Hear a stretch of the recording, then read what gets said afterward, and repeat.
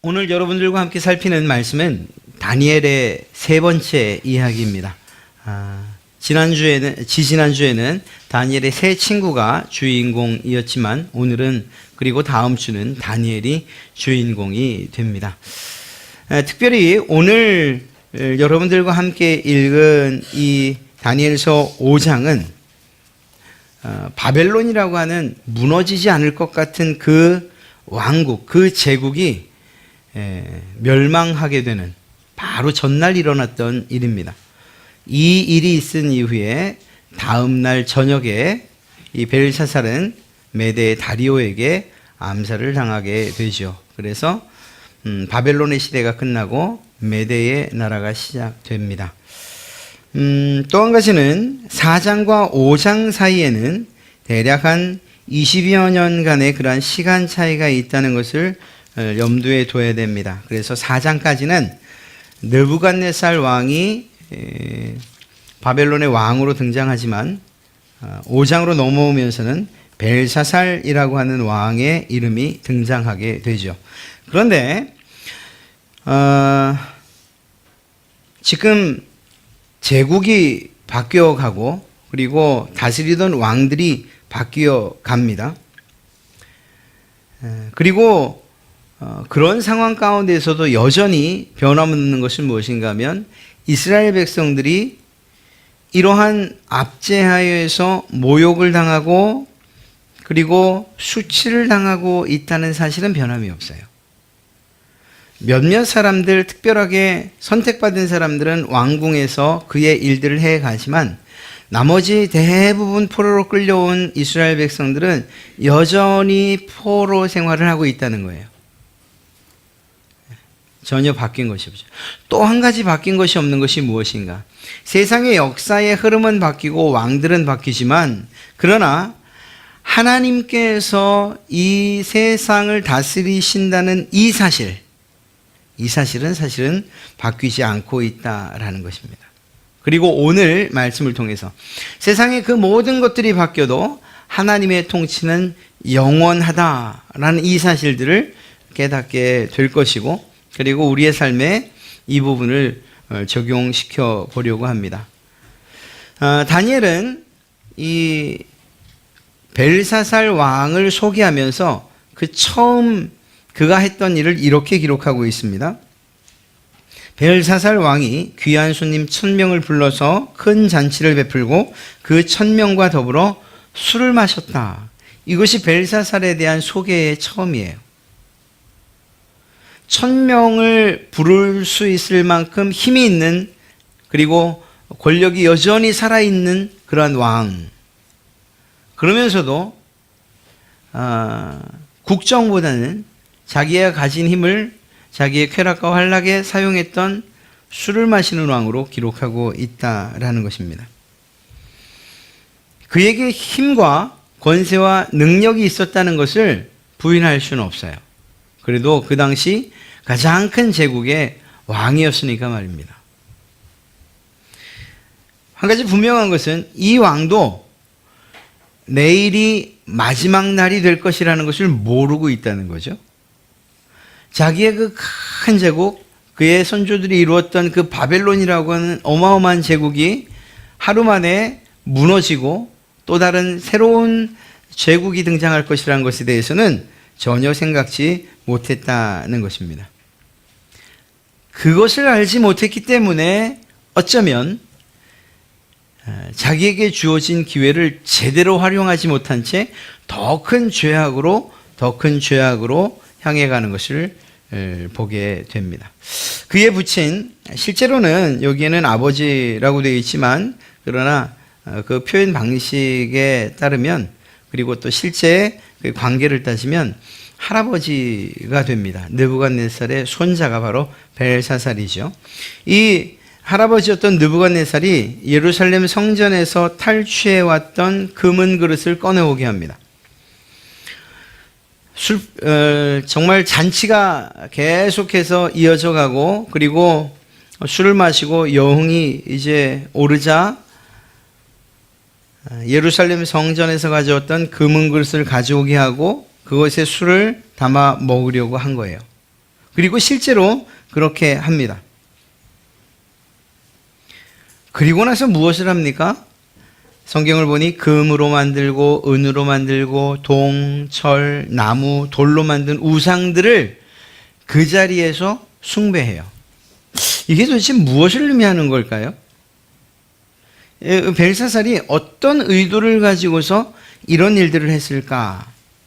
한마디로 말하면 그는 하나님을 조롱하고 모욕했다라는 사실만큼은 우리가 분명히 알 수가 있습니다. 삼손을 기억하십니까? 삼손의 그 최후 마지막을 우리는 이렇게 기억합니다. 블레셋 사람들이 삼손을 잡은 이 일이 너무너무 자랑스러웠고, 그리고 그가 당하고 있는 그 옥살이와 그리고 두 눈이 뽑힌 채 연자맷돌을 돌리는 이 일이 너무 통쾌했어요. 그런데도 그것이 성에 차지 않아서 자신들의 신 다곤 신전에서 제사를 드릴 때 그 삼손을 끌고 나와 조롱하려고 합니다. 그리고 그걸 해요. 삼손에 대한 조롱만이 아니고 그 삼손에게 힘을 주셨고, 그리고 그 삼손을 통해서 블레셋을 때론 무찔렀던 그 하나님을 조롱하는 것과도 마찬가지죠. 똑같은 일들이 지금 이 벨사살에 의해서 벌어지고 있는 거예요. 하나님의 거룩한 기구들, 성전에서 사용되는 거룩한 기구들은, 그것은 하나님의 그러한 거룩함을 나타내는 것, 그리고 그분이 어떤 분인가에 대해서 정말 잘 드러나 있는 그런 기구들인데, 그것을 가져다가 자신들의 술자리에서 술을 따라 마시는 술잔으로 사용했다는 거죠. 그것만으로 끝난 것이 아니고 세상의 우상들 앞에서 그 일을 했다는 거예요. 하나님에게 마치 도전장을 던지듯이, 보시오, 내가 당신이 사용한, 당신에게 제사할 때 사용하는 그 기구에 내가 지금 술을 따라 마시는데 내가 섬기는 우상들 앞에서 이 일을 하고 있어. 이 말이 무슨 말이겠습니까? 하나님을 조롱하는 거죠. 하나님을 무시하는 거예요. 마치 없는 신처럼 취급하여 그렇게 많은 우상들 앞에서 하나님을 지금 조롱하고 있는 그러한 모습인 것입니다.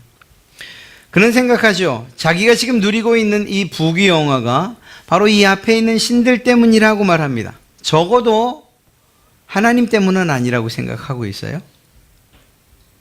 그 하나님을 존중하고 그리고 그분의 은혜였다라고 한다면 그 거룩한 잔에 자신의 그런 쾌락을 위한 술을 담아 마시지는 않았을 것이니까 말입니다. 자기의 승리가, 바벨론 제국의 그러한 승리가 그 우상들, 앞에 놓여 있는 그 우상들의 호의와 그리고 보호 때문이라고 생각했던 것입니다. 그리고 그것을 많은 사람들에게, 1000명이나 되는 사람들에게 자랑하고 싶었던 것, 그것이 벨사살의 생각이었을 것입니다. 그런데 그렇게 자신만만했던 벨사살이 한순간 얼음처럼 굳어버리는 일이 생깁니다. 얼굴빛이 변하고 이 허벅지가 녹아내리는 것 같고, 그리고 다리가 벌벌 떨려서 사시나무 떨듯 떨려서 둘이 부딪히는 이런 일들이 일어납니다. 아주 극한의 공포에 그 어떤 상황을 맞이한 거죠. 성경은 5절에서 이렇게 말합니다. 그때 사람의 손가락들이 나타나서 왕궁 촛대 맞은편 석회벽에 글자를 쓰는데 왕이 그 글자 쓰는 손가락을 본지라. 여러분, 사람의 손이 나타나서, 손가락이라고 되어 있는데 또 다른 성경을 보면 손바닥이라고 해요.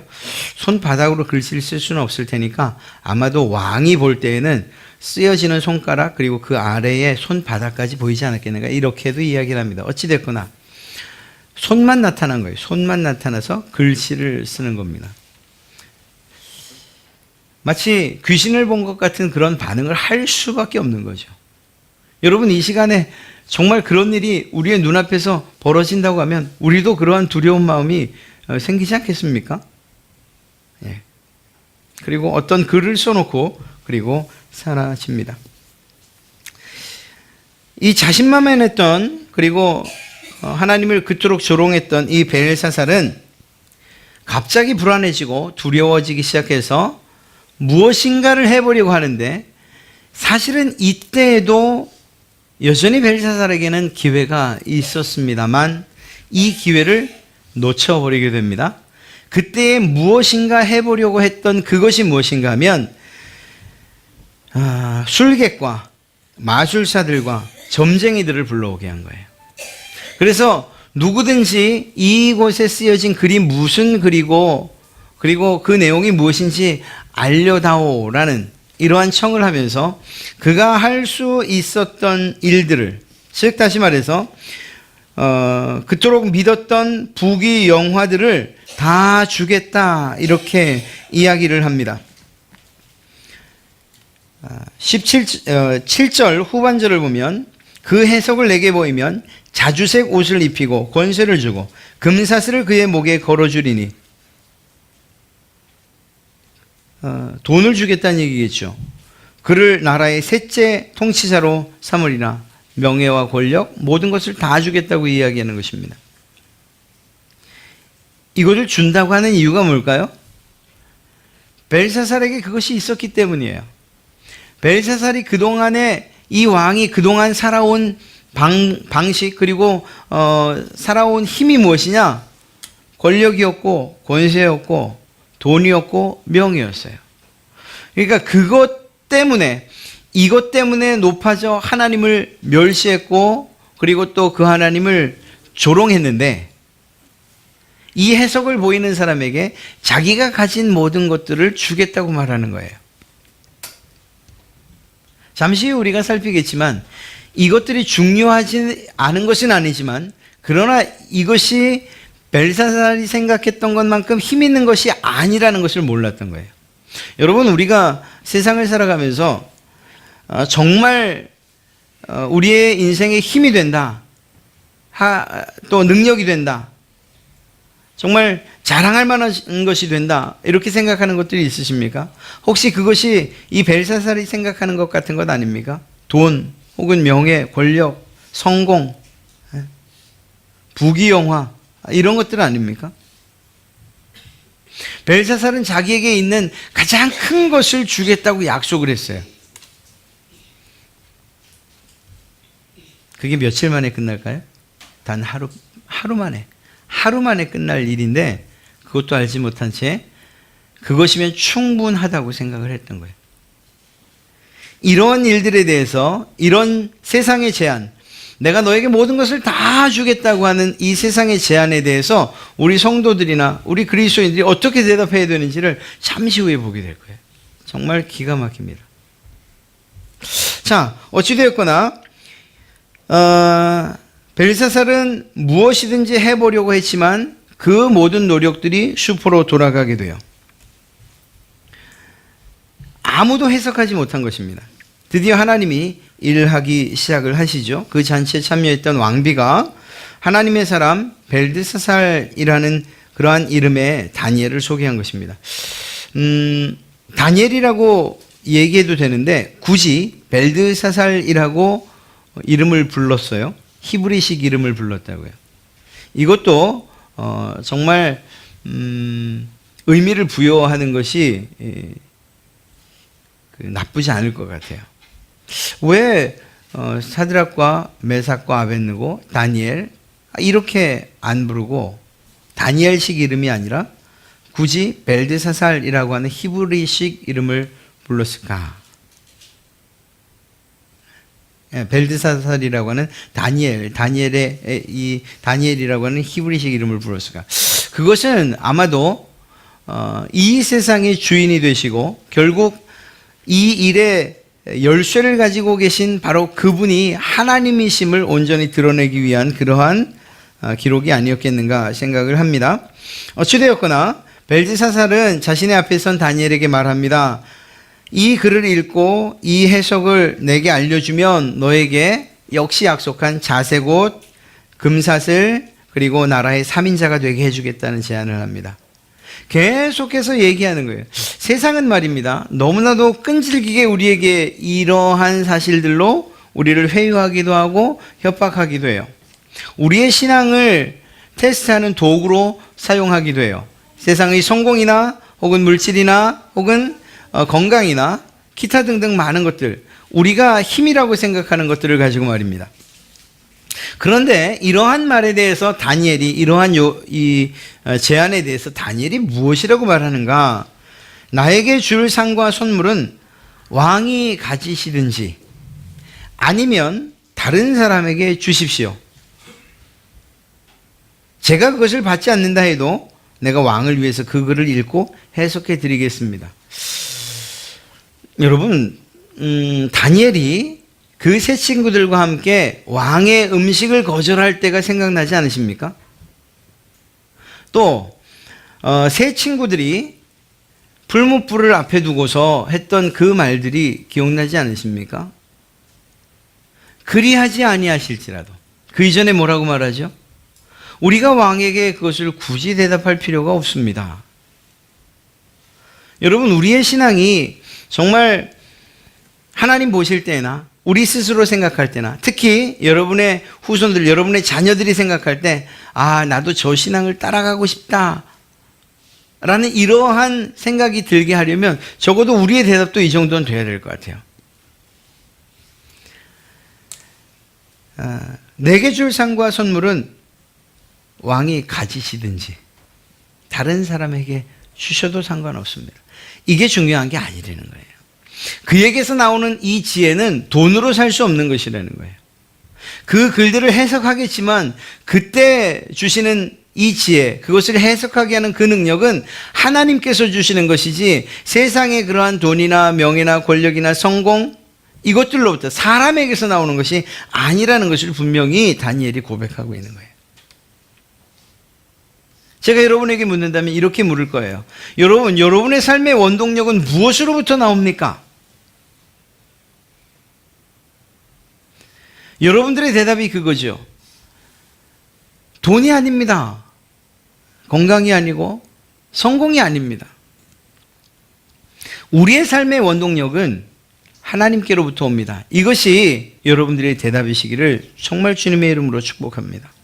오늘 다니엘이 그 고백을 하고 있는 거예요. 자신이 지금까지 올라온 그 자리, 그리고 앞으로 제국이 바뀌었음에도 불구하고 여전히 그 자리를 유지하게 될 텐데 그렇게 가는 이 모든 것들, 설령 그 자리를 유지하지 못한 채 다시금 정말 가장 낮은 자리의 포로의 자리로 돌아온다 할지라도 그는 그것과 상관없이 똑같은 이야기를 했을 거예요. 오직 내 삶의 주인은 하나님이시며 내게 가장 가치 있는 그분은 하나님이십니다 라고 말이죠. 그래서 내게 그 어떤 것을 준다고 해도 나는 하나님과 그 하나님의 명예와 바꿀 수 없습니다. 다니엘의 이러한 고백 그리고 이러한 대답 우리에게 매우 통쾌하게 들리고 있어요. 이유는 뭘까요? 요즘 혹은 우리의 시대에 이러한 모습들을 보기가 힘들기 때문이죠. 세상과 타협하는 일들이 너무 많고 우리의 신앙이 정말 하나님이 기뻐하시는 것인가에 대한 확신조차 없는 채 신앙하는 일들이 너무 많기 때문이에요. 자신의 가장 큰 힘과 능력, 이 벨사살에게 있어서 가장 큰 힘과 능력, 세상이 이것이면 충분히 살아갈 만하다 싶은 것들, 돈과 권세와 지위와 명예, 이것들을 선물로 주겠다는 그 왕의 말에 대해서 그건 아무것도 아닙니다. 그건 왕이 가지시든지 아니면 다른 사람에게 주십시오. 세상에 굴복하지 않고 오직 하나님만 신뢰하고 의지하겠다는 이러한 의지가, 그러한 뜻이, 그러한 결단이 너무 명확하게 보이지 않습니까? 만약에 여러분들에게 이러한 믿음의 고백들이 있다면 하나님께서 정말 여러분들을 향해 기뻐하지 않으시겠습니까? 다니엘은 그 글씨를 해석하기 전에 그간의 역사와 성경의 가르침에 대해서 설명하고 또한 벨사살에게 경고를 합니다. 왕이시여, 가장 높으신 하나님은 왕의 아버지, 왕의 조부 느부갓네살을 위대한 왕이 되게 하셨고 그에게 영광과 위엄을 주셨습니다. 이 할아버지의 일을 모를 리가 없죠. 벨사살은 느부갓네살이 어떠한 일들을 만났었고 어떠한 일을 경험했고 그 일을 통해서 무엇을 깨달았는지에 대해서 충분히 알만한 사람이었습니다. 다니엘도 그것을 알았기 때문에 이 이야기를 하고 있는 거예요. 하나님께서 그 느부갓네살에게 큰 권세를 주셨기 때문에 모든 나라와 모든 민족들이 그 느부갓네살을 무서워하고 두려워 떨었습니다. 그는 사람을 죽이고 싶으면 죽이고 살리고 싶으면 살렸고 누구든지 높이고 싶으면 높이고 낮추고 싶으면 낮췄습니다. 그러나 그가 교만하고 거만하게 행할 때에 하나님께서 그를 왕위에서 끌어내려 그리고 그에게서 영광을 뺏으셨습니다. 누가 하셨다고요? 하나님이 하셨습니다. 중요한 거죠. 벨사살이 알아야 되는 것이 바로 이 일이에요.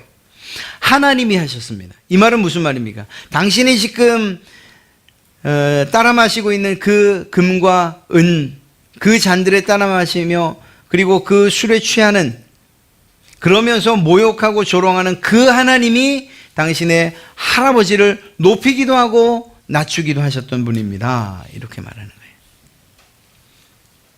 하나님께서 그에게 영광을 빼앗으셨을 때에 그 느부갓네살은 인간 사회에서 쫓겨났고 그의 마음이 들짐승의 마음들과 같이 되어 들나귀와 함께 살고 소처럼 풀을 먹으면서 마치 미친 것처럼 그렇게 살아갈 수밖에 없었던 것 아시지 않습니까? 그리고 결론적으로 말하는 것이 무엇입니까? 21절 후반부의 말씀인데요. 이렇게 말합니다. 하나님이, 지극히 높으신 하나님이 사람 나라를 다스리시며 자기의 뜻대로 누구든지 그 자리에 세우시는 줄을 알기에 이르렀나이다. 누가요? 느부갓네살이. 그토록 교만했던 그가 하나님의 끌어당기시면서 낮추시는 그 일로 인해서 깨달은 것이 무엇인가? 사람 나라를 다스리는 그분이 사람이 아니라 하나님이시구나라는 것을 깨달았다는 거예요. 이 말은 무슨 말입니까? 그런데 왜 당신은 그거를 모릅니까? 지금 말하는 거예요. 느부갓네살 왕 당신의 조부를 통해서 당신의 부친을 통해서 그 사실을 깨달으셨어야 하는데 왜 당신은 그것을 깨닫지 못한 채 지금 하나님을 이토록 조롱하고 무시하십니까? 멸시하십니까? 하나님이 두렵지 않으십니까? 이 이야기라는 거예요. 그래서 계속 말하죠. 벨사살 왕이시여, 22절입니다. 벨사살이여, 왕은 그의 아들이 되어서 이것을 다 알고도 느부갓네살에게 일어났던 일이 무엇인지 그것이 무엇을 의미하는지 다 알고도 아직도 마음을 낮추지 아니하고 도리어 자신을 하늘의 주제 하나님보다 더 높이며 그의 성전 그릇을 왕 앞으로 가져다가 왕과 귀족들과 왕후들과 후궁들이 다 그것으로 술을 마시고 왕이 또 보지도 듣지도 알지도 못하는 금, 은, 구리, 쇠와 나무, 돌로 만든 신상들을 찬양하고 도리어 왕의 호흡을 주장하시고 왕의 모든 길을 작정하시는 하나님께는 영광을 돌리지 아니하였습니까? 그것이 당신의 죄입니다. 여러분, 이 지금 다니엘이 벨사살에게 무슨 말을 하고 있는지 아십니까? 벨사살이 지금 이 사실들을 깨달았어야 했다는 거예요. 자기 부친 느부갓네살의 일들을 통해서 하지 말아야 될 일들이 바로 이것이었다는 거예요. 그런데 하지 말았어야 함에도 불구하고 그의 마음이 높아지고 교만해져서 하나님보다 더 높아져서, 그래서 세상의 주제가 바로 하나님이심을 알면서도 오히려 그 죄를 저질렀다는 사실을 분명하게 지적하고 경고하고 있는 것입니다. 이렇게 말한 다음에 그 글을 해석해요. 기록된 글자는 메네 데겔 우바르신이라는 그러한 이야기였습니다. 그 뜻을 해석하면 25절부터 기록되어 있죠. 26절을 보면 그 글을 해석하건대 메네는 하나님이 이미 왕의 나라의 시대를 세워서 술을 세듯이 세워서 그것을 끝나게 하셨다. 왕의 시대가 끝났다는 이야기입니다. 데겔은 왕을 저울에 달아보니 부족함이 보였다. 하나님께서 저울에 달아보니까 이제는 하나님이 원하시는 그러한 무게에 혹은 너무나도 많이 부족했다라는 것을 대길이라는 말로서 기록했고, 또 베레스는 왕의 나라가 나뉘어서 메대와 바사 사람에게 준 바 되었다라는 말입니다. 바꿔 이야기하면 이런 것이죠. 하나님께서 이제는 당신의 나라를 나누어 메대와 페르시아에게 나누어 주기로 했습니다. 왕은 하나님의 저울에 매우 부족합니다. 이제 끝입니다. 바로 그 뜻이죠. 결국 이 일대로, 이렇게 이야기한 대로 그날 밤에 갈대아 왕 벨사살이 죽임을 당하고 메대 사람 다리오가 나라를 얻게 됩니다. 바벨론이, 그 제국이 무너지지 않을 것 같은 그 제국이 이날 무너지게 되는 거예요. 오늘 이 말씀을 통해서 우리가 알아야 될 것들이 있어요. 첫째는 세상은 사람이 생각하는 대로, 내가 생각하는 대로 움직여지지 않는다는 거예요. 사실 세상만이 아니죠.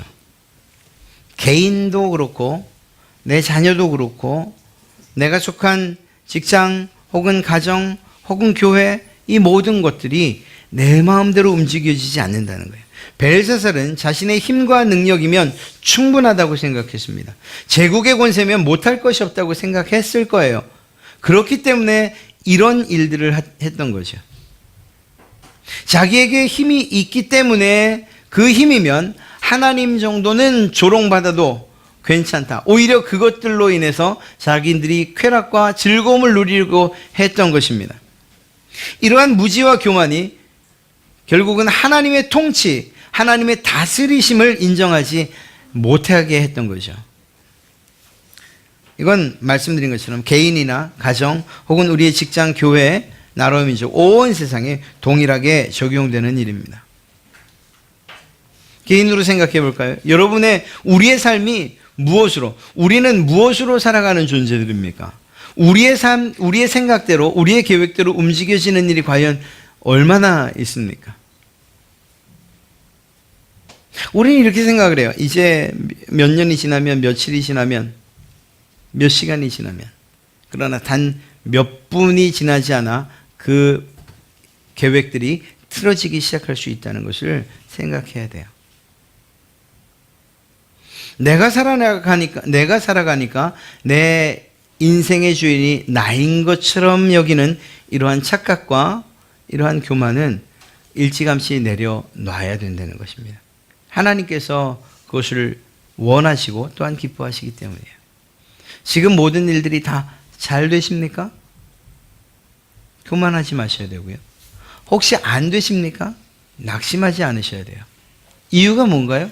하나님의 손에 달려있기 때문이고, 하나님이 우리의 인생, 내 인생에 대해 어떤 계획을 가지고 계신지를 우리가 알 수 없기 때문이에요.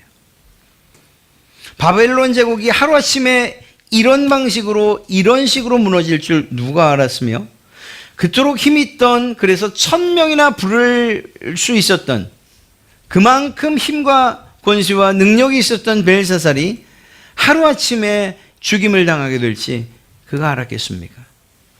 몰랐어요. 이건 우리의 인생에도 마찬가지예요. 우리 아이들을 가르칠 때 제가 늘 했던 말들이 있어요. 여러분들에게도 몇 번은 했던 것 같아요. 얘들아, 우리 죽기 전에, 아이들이 답답할 거예요. 제 얘기 들으면. 목사님, 제가 지금 1학년인데 죽기 전에라니요. 근데 잘 생각해 봐야 돼요. 앞날이 창창하게 생각되는 우리 중학생들, 고등학생들, 청년들, 그 아이들 앞에서도 똑같이 이야기를 할 수밖에 없어요. 얘들아, 오늘 우리가 예배하는 이 시간이 마지막일지 어떻게 아냐?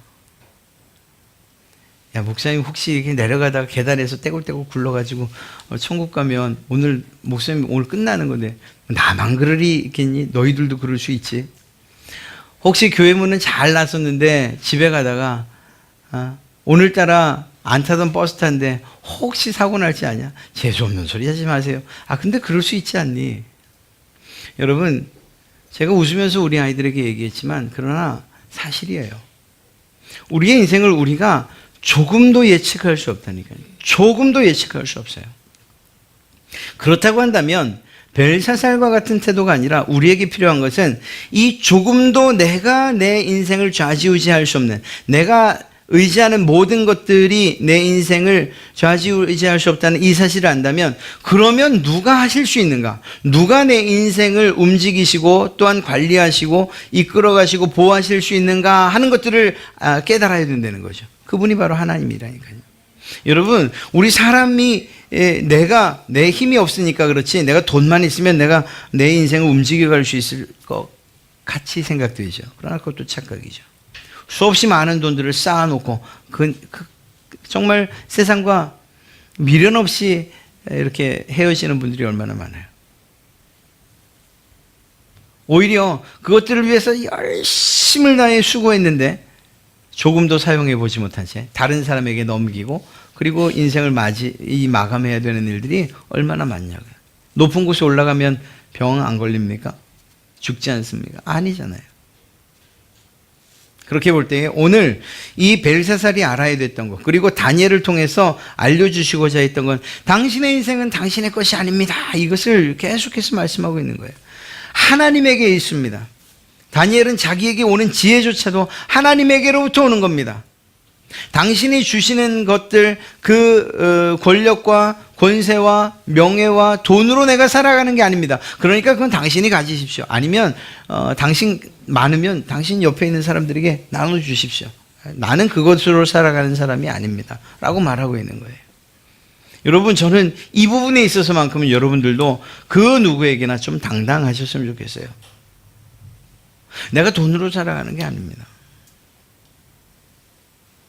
내가 성공으로 살아가는 거 아닙니다.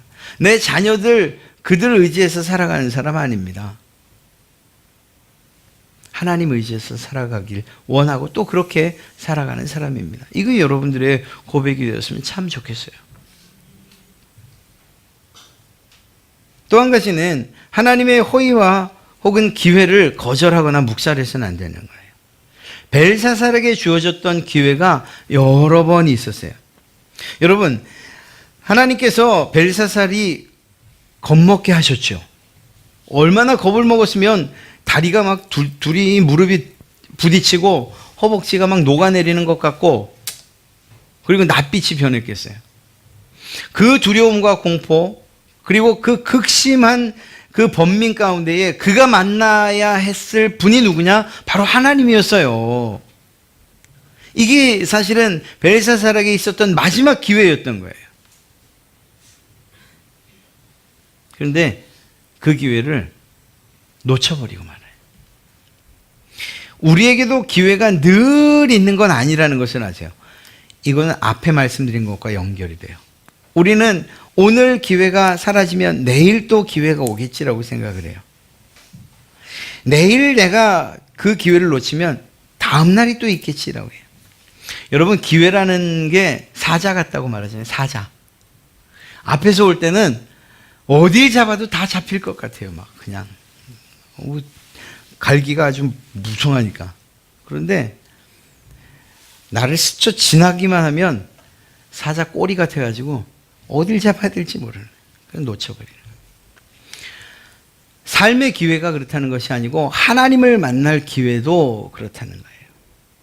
벨사살에게 있었던 이 극심한 공포와 불안은 하나님을 만날 만한 최적의 기회였어요. 여러분에게도 이러한 기회가, 정말 이러한 기회 없이 늘 정말 하나님 편에 서기를 바라지만, 그러나 혹여 우리가 그런 상황이 아니어서, 혹여 하나님을 잊어서, 때로는 그 하나님과 좀 멀어져서 어찌할 바 모를 때, 그래도 그냥 이렇게도 살아갈 수 있구나라고 생각될 때, 하나님 없어도 그냥 뭐 살만한 것 같은데 라고 생각되는 그때 하나님께서 여러분을 만지셔서 혹시 두려움이 오고, 혹시 고난 가운데 있고, 또 혹시 질병 가운데 있을 때, 그때가 하나님이 나를 버리셨구나가 아니라 하나님이 내게 기회를 주시구나, 이렇게 생각하셔야 돼요. 우리가 당하는 고난과 또 아픔, 또 좌절과 슬픔, 그리고 오늘 말하는 대로 극심한 공포와 두려움, 이것은 하나님의 저주가 아니고 비로소 하나님을 만날 만한 기회로 주셨다는 사실을 기억하셔야 됩니다.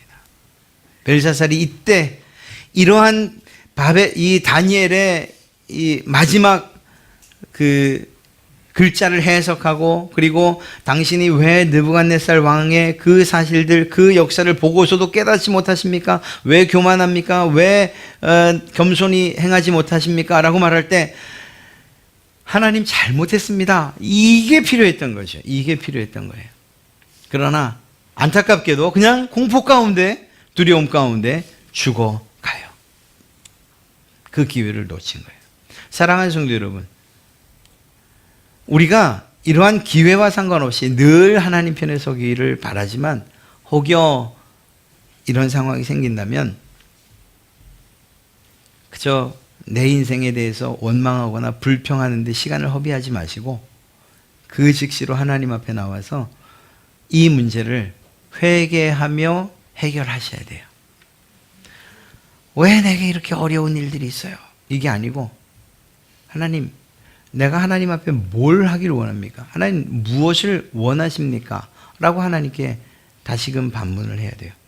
그리고 주님께서 우리에게 친절하게 알려주실 때 그것들이 우리의 회개가 되고, 그리고 그 회개로부터 하나님께서 베푸시는 사죄의 은총을 맛보게 되고, 그리고 하나님과의 관계가 회복되어지는, 그래서 다시금 믿음 가운데 세워지는 이런 일들이 여러분과 저에게 있기를 정말 주님의 이름으로 축복합니다. 이것이 우리에게 필요한 것입니다. 마지막으로 말씀드린다면, 우리의 삶은 언제나 저울 위에 있다, 이렇게 생각하셔야 돼요. 제가 여러분들에게 두려움을 혹은 이런 어떤 압박을 드리기 위해서 드리는 말씀이 아니에요. 메네라고 하는 이 말을 풀어 이야기하면, 우리의 삶, 내 삶은, 그리고 내 삶의 그 날들은 하나님의 손에 달려 있습니다, 이 말 아니에요? 우리의 호흡은 누가 주장하십니까? 하나님께서 주장하시는 것이고요. 대결이라는 말은 무슨 말입니까? 하나님께서 우리의 삶을 저울질하고 계시다는 의미 아니겠어요? 적어도 우리가 살아있을 때는 그 저울을 움직일 수 있다는 것을 기억하셔야 돼요. 우리의 생명이 끝나면 저울질이 끝나는 거예요. 그러면 그때는 정말 하나님 앞에서 심판받는 일, 그 심판이 선악간에 이루어진다는 것. 그래서 우리가 정말 하나님 편에 서 있던 모든 소고들이 칭찬받고 그리고 인정받는 심판인지, 아니면 하나님의 반대편에 서서 우리의 행했던 모든 죄악에 대한 형벌의 심판인지, 그것이 결정나는 게 이 세상에서라는 거예요. 이 세상에. 그래서 오늘 처음 말씀드린 우리의 삶이 우리의 것이 아닙니다라는 이 말에 다 연결되는 거예요. 남은 날 동안. 그래서 그 남은 날을 계수하는 것, 따져보는 것, 이것이 지혜자이죠. 이것이 지혜자예요. 그것을 생각하면서 내가 하나님 앞에서 지금 어떤 상태인가, 내가 어떤 상태로 저울질 되어지고 있는가 하는 것들을 생각해 봐야 된다는 것입니다. 여러분, 하나님 보시기에 충분하다 싶으려면, 모자르지 않고 충분하다 싶으시려면 어떻게 사셔야 하는가? 이 벨사살의 삶을 거꾸로 한번 생각해 보시면 돼요. 하나님이 은혜를 베푸실 때에 그 기회나 호의를 거절하지 않고 오히려 겸손히 우리의 죄를 회개하고 나가는 것. 세상뿐만 아니라 우리의 인생 또한 하나님의 통치 아래 있고 하나님의 손 안에 있다는 것을 인정하는 것. 우리가 의지할 것은 이 다니엘이 거절했던 돈이나 부귀나 명예, 성공이 아니고 전적으로 하나님이시라는 것. 이 하나님을 의지해야 한다는 것. 이 사실들을 생각한다면 우리의 하나님께서 우리를 저울질할 때 그렇게 두려움으로 그 앞에 서지 않을 거예요. 저는 확신합니다. 여러분들이 이 땅 가운데 주신 그 하나님의 그 하나님께서 우리에게 주신 그 한평생을 정말 전적으로 하나님만 의지하고 내 삶이 하나님의 손에 달려있다고 그렇게 고백하면서 책임 있게 우리 성도의 삶을 살아갈 때에 하나님께서 기꺼이 우리에게 이 정도면 충분하다라고 말씀하시는 이러한 일들이 있게 될 줄로 믿습니다. 다음 한 주간도 또 우리에게 남은 모든 인생들을 성실하게 그리고 최선을 다해서 그리고 하나님께서 기뻐하시는 그러한 방식으로 그 하나님을 의지하며 사시는 그러한 여러분 되시기를 주님의 이름으로 축복합니다.